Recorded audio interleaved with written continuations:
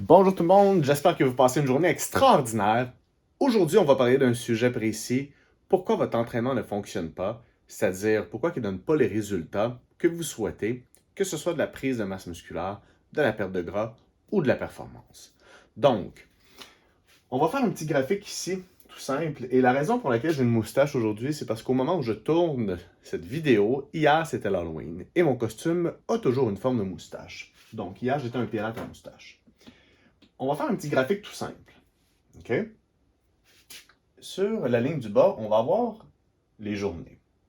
Donc, en fait, c'est quoi l'entraînement? OK? Pour comprendre si notre entraînement ne fonctionne pas, il faut comprendre c'est quoi l'entraînement. Donc, l'entraînement, c'est un stress qui est métabolique ou mécanique, OK? Euh, auquel votre organisme va devoir surcompenser pour générer une adaptation. OK? Donc, c'est ça le principe de l'entraînement. C'est qu'on crée un stress. Ce stress-là va créer une fatigue. Et dans le fond, dans la récupération, on va avoir ce qu'on appelle de l'adaptation. OK? Donc, quand on s'entraîne, en fait, on détruit notre corps. C'est important de comprendre ce concept-là. OK? Donc, on va regarder, dans le fond, sur l'axe des Y, ça va être, disons, notre forme, notre condition physique ou notre fatigue. Et sur l'axe des X, on va avoir le temps. OK? Donc, si je m'entraîne, par exemple, au jour 1, ce qui va arriver après l'entraînement, immédiatement après, je vais avoir une grande fatigue. OK? Donc, on va avoir épuisé notre muscle, on va avoir épuisé notre système cardiovasculaire. Et en fait, à partir de ce moment-là, le corps, ce qu'il va dire, c'est qu'il va dire « Hey les boys, dans notre processus de récupération, on va se faire plus fort parce qu'au moment où on va revivre ce stress-là, on va être prêt. » L'organisme, lui, c'est comme ça qu'il réfléchit. Donc, tout de suite après l'entraînement, il va avoir une fatigue et dans le temps, l'organisme va se faire légèrement plus fort, entre guillemets, pour pouvoir faire face au stress là, métabolique ou mécanique auquel vous lui faites faire, auquel il doit affronter. Bref. Donc, si disons, on s'entraîne au jour 1, donc le jour 3 serait le moment où le corps serait prêt à vraiment faire face au stress. Si on laisse aller le temps sans s'entraîner, en fait, le corps va juste retourner à sa normale. Donc, au jour 7, il va revenir exactement comme où vous étiez avant l'entraînement. Donc, si vous vous entraînez une fois par semaine, on va avoir pas ou très, très peu d'adaptation.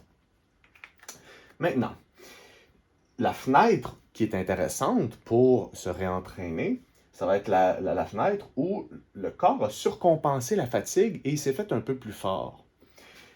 À ce moment-là, c'est ici qu'on veut se réentraîner. On va recréer une fatigue et le corps va vouloir surcompenser avec cette nouvelle condition physique pour se faire encore plus fort. Et il va se passer la même chose. On va vouloir s'entraîner au pic de récupération. Le corps, on s'entraîne, on crée de la fatigue, on surcompense. Et c'est le processus de stress-récupération qui va permettre au corps d'obtenir des résultats, qui va vous permettre d'obtenir des résultats. Donc, comme j'ai dit au début, si jamais on ne s'entraîne pas et on laisse aller ça, on n'aura juste pas d'adaptation parce que le corps va faire « Hey les boys, on s'est fait plus fort, puis finalement, c'est juste arrivé une fois, on n'a pas besoin de créer d'adaptation à long terme. » Et nous, ce qu'on veut, c'est créer de l'adaptation à long terme. Donc, et au contraire, si on s'entraîne avant qu'on ait récupéré, on va créer de la fatigue, et là, on va vouloir se réentraîner, et on va soit se surentraîner, ou rester pas mal au statu quo parce qu'on n'est pas capable de surcompenser la fatigue, on n'est pas capable d'aller dans la zone où le corps va être vraiment plus fort pour faire face à ce danger qui est imminent dans notre vie, qui est l'entraînement. Donc, ce qu'on veut comprendre, je vais effacer ici mon super graphique pour le refaire à neuf. Ce qu'on veut comprendre, c'est que ce n'est pas l'entraînement qui va vous donner les résultats. OK? Parce que si c'était juste l'entraînement, imaginez la situation suivante. On va s'entraîner 10 heures par jour pendant 7 jours. Ben écoutez, au 7e jour, vous allez juste être complètement déconfit. Donc, ce n'est pas l'entraînement qui va vous amener où vous voulez. C'est la récupération. c'est cette portion-là. Donc, si je m'entraîne, je crée de la fatigue. Et ce temps-là où je surcompense, donc c'est cette fenêtre-là qui est importante d'optimiser. C'est elle qui va vous donner les résultats. Et dans le fond, c'est des choses que j'ai vues souvent, des gens qui... je vais arriver plus tôt. Je vais vous expliquer mon exemple tantôt. Donc, ce qu'on veut, c'est bien comprendre comment récupérer. C'est ça qui va optimiser votre entraînement. Pas c'est quoi la méthode d'entraînement nouvelle, est-ce que je m'entraîne assez, s'entraîner tout le temps plus fort. Écoutez, je pense qu'on en fait assez actuellement. Je parle de façon générale pour ceux qui sont actifs. Donc, ce qu'on veut, c'est vraiment optimiser la récupération. Et ça va venir de quoi la récupération? La première chose qui va avoir le plus gros impact sur vos résultats, c'est la qualité du sommeil. Ça, sans l'ombre d'un doute, le sommeil va vous permettre de sécréter des hormones de croissance naturelles qui sont essentielles pour pouvoir protéger votre masse musculaire, assurer le bon métabolisme des graisses, puis évidemment, même juste être plus éveillé. Ça va vous aider aussi le sommeil à réguler votre faim parce que la leptine et la gréline vont être mieux régulées par un sommeil qui est profond. Je pourrais faire une autre vidéo sur le sommeil, mais grosso modo, limiter la consommation d'alcool, contrôler votre consommation de caféine, essayer de ne pas trop manger de sucre avant le coucher, pas trop d'écran avant le coucher. Donc, c'est toutes des choses que je pourrais parler en profondeur. La méditation aussi a un gros impact sur la qualité du sommeil. La deuxième chose, ça va être la nutrition. Si on est spécifique par rapport à la zone de récupération, la nutrition, on va vouloir parler avant. C'est mon premier vidéo avec ma première vidéo, pardon, avec un tableau. Alors, je suis tout en adaptation en ce moment pour ceux qui la regardent sur YouTube.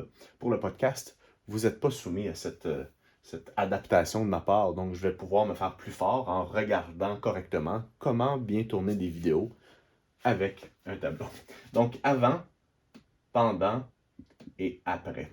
Donc, c'est vraiment ça, ce sur quoi on va se concentrer. Puis évidemment, la nutrition, c'est 24 heures sur 24. Donc, le sommeil, la nutrition. Puis le troisième, on va dire la gestion du stress et le temps pour soi.